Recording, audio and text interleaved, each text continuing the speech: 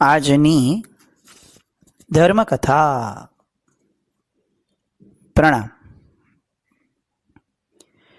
ગઈકાલ સુધી આપણે રત્નપાળની કથા જોઈ. એક એવો જીવ કે જે જીવને ઉતાર ચઢાવની અંદરમાં પણ આપણે સ્થિર જોયો. એક્સ્ટ્રીમ સુખ અને દુઃખ એ બધા વચ્ચે પણ એની વિહવળતા ઊભી થતાં છતાં એને શાંત અને વિચારશીલ થતા જોયો. એના જીવનમાં સંયોગ અને વિયોગ જે આવ્યા તે જોયા, અને બધાના કારણ રૂપે જે કેટલાક અંશો આપણને પૂર્વભવમાંથી મળ્યા એને પણ આપણે સરખાવ્યા. અલબત્ત કેટલાક શ્રોતાઓના પ્રશ્ન હતા એમના માતા પિતા વિશે કે રત્નપાળના જીવનના કેટલાક ભાગ વિશે, કે આવું કયા કર્મથી થયું હશે. પ્રશ્નો થાય એ સાહજિક છે, સ્વાભાવિક છે અને ખૂબ વધારવા લાયક છે. પણ કેટલીક વાર એવું થતું હોય છે કે આપણને જે કથા પ્રાપ્ત થઈ હોય, જેમણે રચના કરી છે એમના દ્વારા, એમના ફોકસની અંદરમાં જે પાત્ર વિશે એમણે લખવું છે એ પાત્ર વિશે એમણે વધુ લખ્યું હોય. સમજો રત્નપાળ વિશે એક કથાનક છે, તો જે કથાનકકાર છે એમણે રત્નપાળને ફોકસ કરીને લખ્યું હોય તો પૂર્વભવની અંદરમાં પણ રત્નપાળના જીવે શું શું કર્યું એની થોડી માહિતી વધારે વિશેષ આપે. એવામાં કદાચ એવું બની શકે કે એમની આસપાસના જીવે કયા કારણસર આવો કર્મબંધ કર્યો કે જેનું ફળ આ ભાવમાં આવવું મળ્યું, એ લખવા માટેનો પરિપેક્ષ જે છે એ કદાચ એ રહી જાય. અને આ લેખક અને વક્તા એ બંનેઓને મળેલો અબાધિત અધિકાર છે કે એ પોતાના ફોકસ પ્રમાણે લખે. એ કોઈની ઉપેક્ષા ન કરે કોઈ પાત્રની, પણ એને જે આ વિશેષણ લાગતું હોય, વિશેષ મહત્વ આપવું હોય, એને એ પ્રમાણે ન્યાય આપે. એવામાં કદાચ કેટલીક વાર બીજા પાત્રોની બાબતમાં કે ક્યાંક ઉણાશ વર્તાય પણ ખરી આપણને, પણ એ સમયે આપણે સમજવું કે લેખકના ભાવની અંદરમાં કદાચ એ ઉપસ્થિત થયું અથવા લેખકને એ વધુ મહત્વનું લાગ્યું એટલે એ પ્રમાણે કર્યું. તો પણ ચોક્કસપણે એવું લાગે કે જ્યારે પૂર્વાપર સંબંધોની વાત આવે ત્યારે જો એક્ઝેક્ટ કોરિલેશન આપણને મળી જાય તો આ દાખલો બંધ બેસતો થઈ જાય, બંધ બેસતો એકદમ ફિટ મગજમાં. અને જીવનો જે વિકાસક્રમ છે એની શરૂઆત બૌદ્ધિકતાથી થાય છે. બુદ્ધિને જ્યારે કોરિલેશન મળી જાય કે આવું થવાથી આ થાય છે, ત્યારે મતિજ્ઞાનના જે પ્રકાર છે ઈહા અપાઈને ધારણા, એમાંથી ધારણાનો જે પ્રકાર છે એ દ્રઢ થાય કે એણે હવે ધારી લીધું કે આવું કરીશ તો આવું થશે. એટલે એની બુદ્ધિની અંદરમાં એ બેકગ્રાઉન્ડ સેટ થઈ ગયું. હવે પછીથી એના જે વર્તનો થશે, વિચારો થશે, એમાં આધારભૂત તત્વ તરીકે આ ધારણાઓ રહેશે. આ સાયકોલોજીકલ થિયરી છે કે જેને અનંત વર્ષોથી પરમાત્માના શાસનના વિચારકો, પૂર્વાચાર્યો, તીર્થંકર પરમાત્માઓ આ બધા જ જાણે સમજે છે. અને એટલે જ કથાનું યોગને આપણે ત્યાં વિશેષ મહત્વ અપાયું છે. એટલે એવો વિચાર આવ્યો કે રત્નપાળના જીવનમાં કદાચ આપણને 2 ભવની જ કથા ખબર હતી, તો એવું બની શકે કે કેટલાક જે કાર્યો આ ભવમાં થયા એનું મૂળ કારણ ગયો ભવ જ ન હોય, કદાચ એની આગળનો પણ હોઈ શકે. તો 2 ભવના પૂર્વાપર સંબંધમાં આપણે કદાચ એટલા સેટલ નથી થઈ શકતા, એટલું કદાચ આપણને બંધ બેસતું નથી થતું. તો કંઈ વાંધો નહીં, આ તો ભગવાનનું શાસન છે. અહીંયા તમે પ્રશ્ન કરો એમ નહીં, વિચાર કરો ને તોય તમારી માટે થાળના થાળ હાજર હોય એટલી હદ સુધીનું મટીરિયલ આ ભગવાનના શાસને આપણને આપ્યું છે. સર્વજ્ઞોનું શાસન છે. અહીંયા એક પણ વસ્તુ ઊણી ન હોય. એવું બની શકે કે કાળક્રમે કેટલુંક વિચ્છેદ થયું હોય આક્રમણોના કારણે અને આપણને પ્રાપ્ત ન થયું હોય, એવું કદાચ બની શકે. પણ તોય ભાંગ્યું તોય ભરૂચ આપણે એટલા સૌભાગ્યશાળી છીએ કે આપણે પ્રશ્ન વિચારીએ અને જો નાનકડો પણ પુરુષાર્થ કરીએ તો આપણને આપણા પ્રશ્નની દિશા તો પ્રાપ્ત થઈ જ જાય. એ અન્વયે ગઈકાલે એવું લાગ્યું કે બે ભવની કથામાં કદાચ આપણે એટલા બધા કોરિલેશન નથી કરી શકતા પૂર્વાપર સંબંધના. તો આજથી ભગવાનના શાસનની એવી કથા શરૂ કરીએ છીએ કે જે આપણને એક્ઝેક્ટ રિલેટ કરી આપશે. કારણ કે આ કથા બે ભવની નથી, આ કથા 21 ભવની છે. સાંભળતા જ આપણને ઓહો થઈ જાય, અધો લાગે. આપણે તો નેમિનાથ ભગવાન અને રાજુલના 9 ભવની કથાઓ પણ છે ને, વારંવાર બોલતા હોઈએ છીએ કે 9 ભવનો સંબંધ હતો. પણ આપણામાંનું કોણ હશે કે જેને એવો પ્રયત્ન પણ કર્યો કે ચાલો હું 9 ભવને વાંચું તો ખરા. નેમિનાથ ભગવાનનું નામ પડે, રાજુલનું નામ પડે અને આપણી આમ સ્ફુરણાઓ જાગી જાય, આપણે નાચવા લાગીએ, એને લગતા ગીતો વાગાડવા લાગીએ. બહુ સરસ છે. આ ભક્તિનો એક પ્રકાર હોઈ શકે કદાચ, પણ મૂળ ભક્તિનો ભાવ તો એ છે કે એમના વિશે સમજશું તો એમના પ્રત્યે પ્રીતિ થશે, અને પ્રીતિ થશે ને તો એમનું મૂળ પકડાશે, તત્વ પકડાશે. પેલા તત્વ પ્રીતિ છે, પછી તત્વ નિર્ણય છે. મોક્ષ માર્ગ છે ને એ આડેધડ ચાલતો માર્ગ નથી. ઇતરોમાં આવા ઘણા બધા પંથો છે કે જે અત્યારે ઉન્માદની અંદર છે. નાચી રાખવું, ગણપતિનો ઉત્સવ આવ્યો તો નાચો, આ ઉત્સવ આવ્યો તો નાચો, બસ નાચી રાખવું રોડ ઉપર કે ગમે તે. આ ઉન્માદમાં વહેતા એ તંત્રો છે. લોકોત્તર શાસન આ ન હોય. અહીંયા ઉન્માદ નથી, અહીંયા જે પણ છે એ સમજણપૂર્વકનું છે. તો સમજણ ઉપર ભાર વધુ આપવો જોઈએ. આપણી મૂળ વાત છે કે સમજણના સ્તરને કેળવી શકાય એવી એક કથા કે જેમાં બે આત્માઓ 21 ભવ સુધી ભેગા રહ્યા. 21 ભવ સુધી ભેગા રહ્યા ઇન ધ સેન્સ દરેક ભવમાં મળે, અને એના કારણે દરેક ભવમાં એકબીજાની સાથે ઉત્તરોત્તર વિકાસ કરતા રહે. આપણે એક્ઝેક્ટ જજમેન્ટ લઈ શકીએ કે ગયા ભવની અંદરમાં આ બંને હવે આ કર્યું હતું, તો જુઓ આ ભવની અંદરમાં આ લોકો આ એક સ્ટેપ આગળ વધી શક્યા એના આધાર ઉપર. એકબીજાના સહાયક બને, એકબીજાના પૂરક બને. અને જ્યારે 21મો ભવ આવશે ત્યારે આપણી આંખો પહોળી થઈ જશે કે આવું પણ થઈ શકે જગતમાં. આપણે જેને અંતિમ લક્ષ્ય આપણું ગણીએ છીએ કેવળ જ્ઞાન, એ કેવળ જ્ઞાન આવી રીતે પણ પ્રાપ્ત થઈ શકે એવું અગાધ આશ્ચર્ય જેમની કથામાંથી ઊભું થઈ શકે છે એ કથા તરફ આપણે જઈએ છીએ. આપણે જ્યારે ઇલાચી કુમારની કથા લીધી હતી, બહુ સરસ રીતે એ બધા એમના જીવનના ક્રમો આપણે લીધા હતા નટડી સાથેના, ત્યારે પણ આવો ભાવ પ્રગટેલો કે યાર દોરડા પર નાચતા નાચતા કોઈને કેવળ જ્ઞાન થઈ શકે? આપણને દેરાસરમાં મતિ જ્ઞાન નથી સૂચતું પવિત્ર, એમને કેવળ જ્ઞાન સૂચી જતું હશે. પણ થયું હતું. અને ત્યારે આવી વાત પણ નીકળેલી કે આવા તો કેટલા બધા દ્રષ્ટાંતો ભગવાનના શાસનમાં છે કે જે આપણને પ્રેરે છે કે ભાઈ તારા મતિ જ્ઞાનનો ઉપયોગ જો બરોબર કરીશ તો કેવળ જ્ઞાન તારી સાવ નજીકમાં જ છે, તારે કંઈ બહાર શોધવા જવાની જરૂર નથી. એવું એક દ્રષ્ટાંત નામ પડશે ને કદાચ ઘણાને ખ્યાલ આવશે. પૃથ્વીચંદ્ર અને ગુણસાગરની કથા. બે એવા આત્માઓ કે જેમણે અકલ્પનીય રીતે કેવળ જ્ઞાન પ્રાપ્ત કર્યું, અકલ્પનીય રીતે. એ વાત છેલ્લા ભાવમાં આવશે. અત્યારે આપણે એમના પ્રથમ ભાવથી જે ઉલ્લેખ મળે છે એ પ્રથમ ભાવ, એ ભાવથી કથાની શરૂઆત કરીએ છીએ. વાત છે જે એમણે જેમની રચના કરી, સૌ પ્રથમ વાત એમની કરીએ. આ ચરિત્ર પૃથ્વીચંદ્ર ગુણસાગર ચરિત્ર, એની રચના સત્યરાજ ગણિવર્યજીએ કરી છે. ક્યારે કરી છે? તો વિક્રમ સંવત 1535 મહાસુદ દસમના દિવસે એમણે રચના કરી હતી. એના ઉપરથી પંડિત રૂપ વિજયજી મહારાજ સાહેબ ગણિવર્ય, એમણે પૃથ્વીચંદ્ર ગુણસાગર ચરિત્રને વિસ્તૃત રીતે લખ્યું છે. એના રાસની પણ અનેક લોકોએ રચના કરી, અનેક ગુણવંત ગુરુ ભગવંતોએ કરી છે રચના.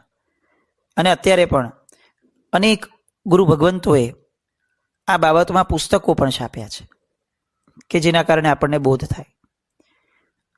ખાટલે મોટી ખોડ એ છે કે અત્યારના સમયનું આ એક બહુ મોટું કલંક અને લંછન છે આપણા લોકોનું એ કે પુસ્તકો છાપવાનું વધતું જાય છે, પુસ્તકો વાંચવાનું ખતમ થતું જાય છે. આ ઇમ્બેલેન્સ એને જો કોઈ ક્યોર કરી શકે તો એ ફક્ત ને ફક્ત આપણે છે. આવા કેટલા પુસ્તકો આપણી રાહ જુએ છે. બહુ સરસ વાક્ય હતું કે પુસ્તક શું કરે છે, તો કે પુસ્તક આપણને પસ્તી બનાવતા અટકાવે છે. આપણું જીવન પસ્તી જેવું ન થઈ જાય, રદ્દી જેવું ન બની જાય, એનું કામ આ પુસ્તકો કરતા હોય છે.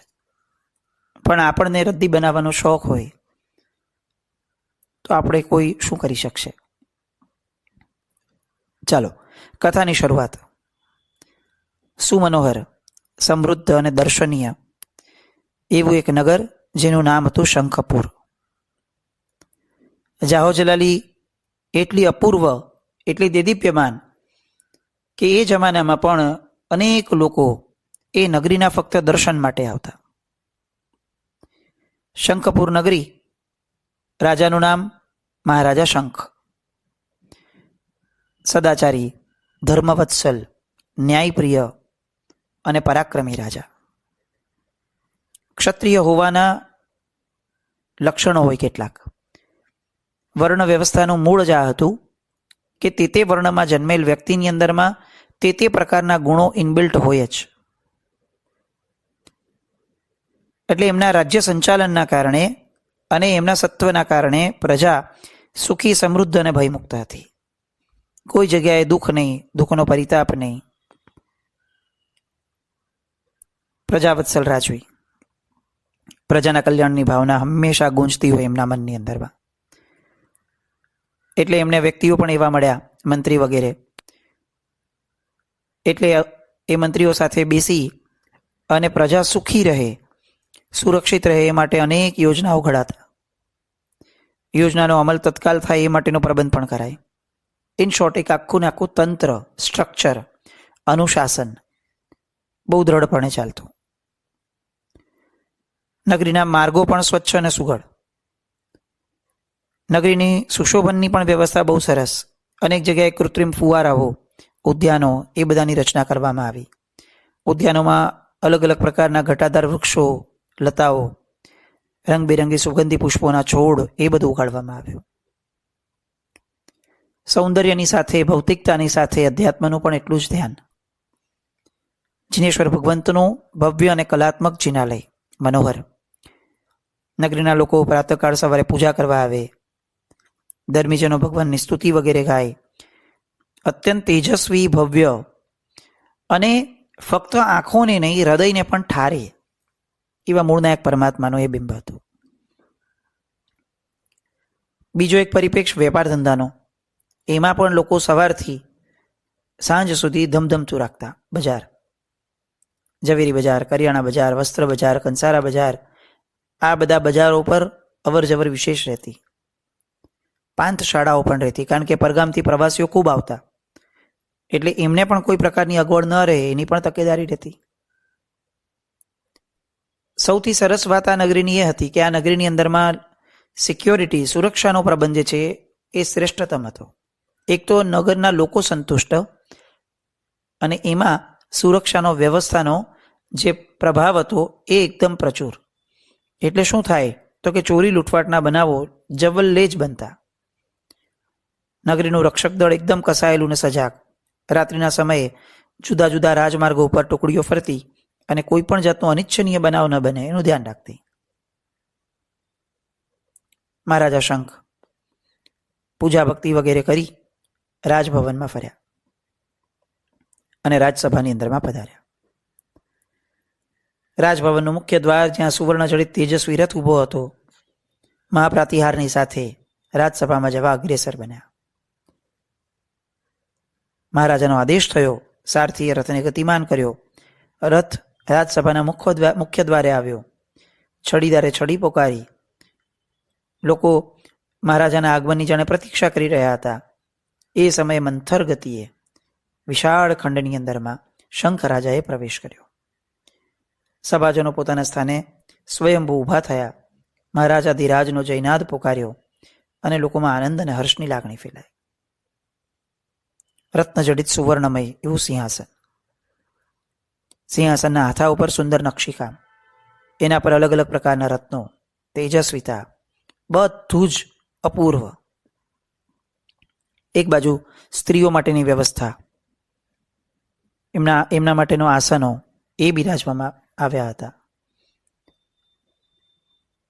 મહારાજાએ આસન ગ્રહણ કર્યું, લોકોએ પોતપોતાનું આસન ગ્રહણ કર્યું. પ્રારંભિક વિધિ થઈ. સામાન્ય રીતે પૂછ્યું કે ભાઈ સંચાલન નગરનું બધું બરાબર ચાલી રહ્યું છે? મંત્રીઓએ એ પ્રમાણે ઉત્તર આપ્યો કે કોઈને કશી ફરિયાદ નથી. અને અચાનક થોડી વારમાં એક દોડતો રાજસેવક આવ્યો મહારાજા શંખ પાસે.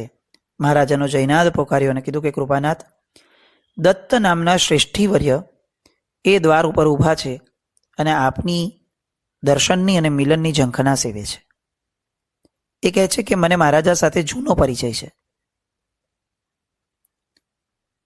અને મહારાજા સાહજિક રીતે ઊભા થઈ જાય છે અને કહે છે કે ઓહો, દત્ત આવ્યો છે, તો એને સન્માન સહિત લઈ આવો.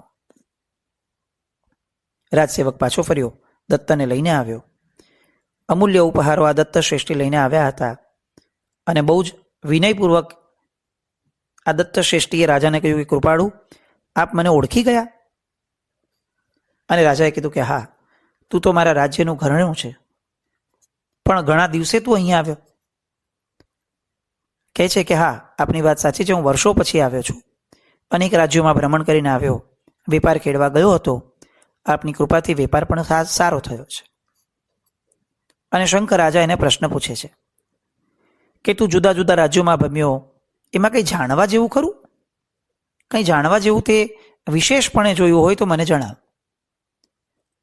આ ક્યુરિયોસિટી છે. જે સમયે વોટ્સએપ નહોતા, સોશિયલ મીડિયા ન હતું, જે સમયે ટેલિવિઝન જેવા એક પણ સાધનો ન હતા, એ સમયે જે સૌથી મોટો ફાયદો થયો હતો આ માનવ જગતને, એ હતો ક્યુરિયોસિટીનો. લોકોને આતુરતા હતી, લોકોને જિજ્ઞાસા થતી. આજે બહુ મોટી ખાટલે ખોડ છે કે આપણને જિજ્ઞાસા ઊભી થાય એની પહેલાં તો આખું ને આખું જગત આપણી જાણમાં આવી જાય છે. અને એના કારણે જિજ્ઞાસા નામનો જે ગુણ છે એ આપણો મરી ગયો છે. કદાચ નહીં ને જિજ્ઞાસા ઊભી થઈ તો 2-3 મિનિટમાં તો એ શાંત થઈ જાય. એ ગૂગલ કર્યું ને એ AI પર પૂછ્યું અને કામ પૂરું થઈ ગયું. એટલે તડપણ નામનો જે ગુણ હોય, પુરુષાર્થ નામનો જે ગુણ હોવો જોઈએ, જિજ્ઞાસા જાગ્યા પછીથી એ આપણામાં મરી ગયો. આ સૌથી મોટું નુકસાન આ વિજ્ઞાનના સાધનોએ માનવ જગતનું કર્યું. કદાચ આપણને બીજા બધા દેખાય છે કે લોકો બગડી ગયા, થયા, તે થયું, બધું બરાબર, પણ સૌથી ભયંકર નુકસાન આ છે કે માણસ તરીકે એના ચૈતન્યનો અને બુદ્ધિનો પ્રાથમિક ગુણ છે કે એને જિજ્ઞાસા જાગે, જગતને જાણવાની, જગત વિશે જાણવાની, એને એક અંદરથી એક ઈચ્છા જાગે. અને આ ઈચ્છાના આધાર ઉપર એના પુરુષાર્થ નક્કી થતા. જેટલી ઈચ્છા બળવત્તર એટલો એનો પુરુષાર્થ બળવત્તર. આજે જુઓ, આપણી પ્રજા સાવ બેઠાડું થઈ ગઈ. બધું અહીંયાથી બેઠા બેઠા મળી જતું હોય તો મંગાવો ઓનલાઈન, કરો હા, કરો તે.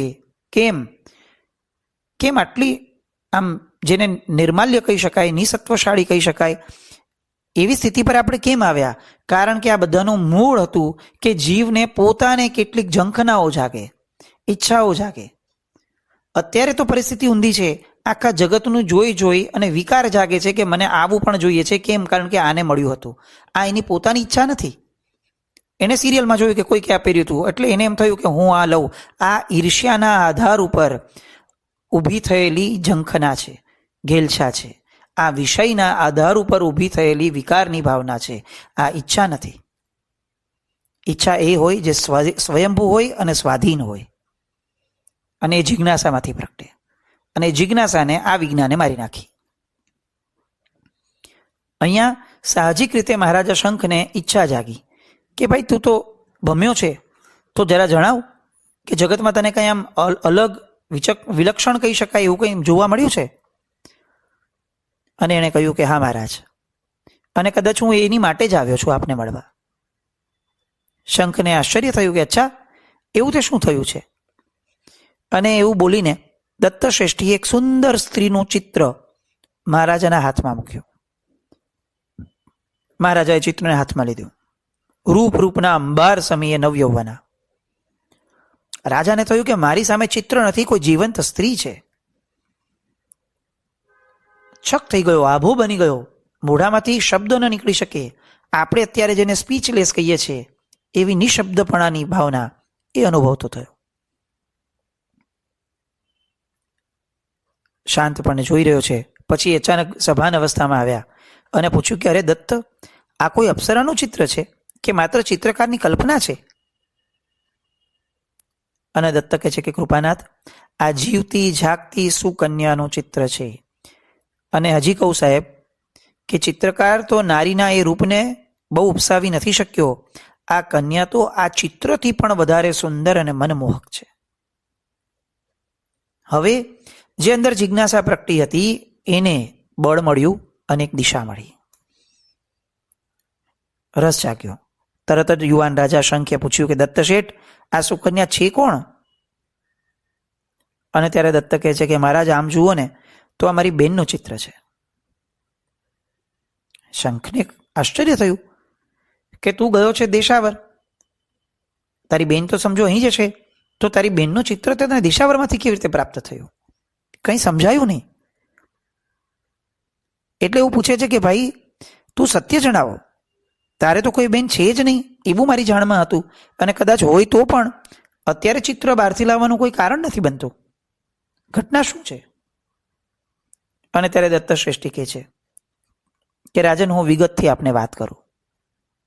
ખરેખર આ એવું જ છે જે આપ વિચારો છો એવું જ, પણ કેટલીક વિગતો જાણ્યા પછી આપણને આ જિજ્ઞાસાનો જવાબ મળશે. એ વિગતો આવતીકાલે જાણીએ, સાંભળીએ, અને આ બધા જ જિજ્ઞાસાના આધારોને ફરીથી જીવનમાં માણવાનો પ્રયત્ન કરીએ. અકારણ જાણકારી ન મેળવીએ. બસ આવું કંઈક થાય એવું કરીએ. જીના કંઈ પણ બોલાય તો ઈચ્છા મિત્રકુળમ. જય નામ જયતિ શાસન.